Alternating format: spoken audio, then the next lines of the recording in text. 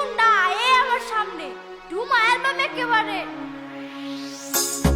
High high high high রে, কার কলা গাছ কেরা কাইতাছে?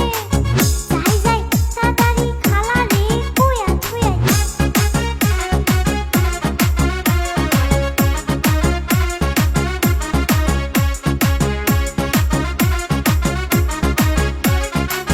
ও খালা খালা দেহ গানিতাছে গা তোমার গাছের কলা।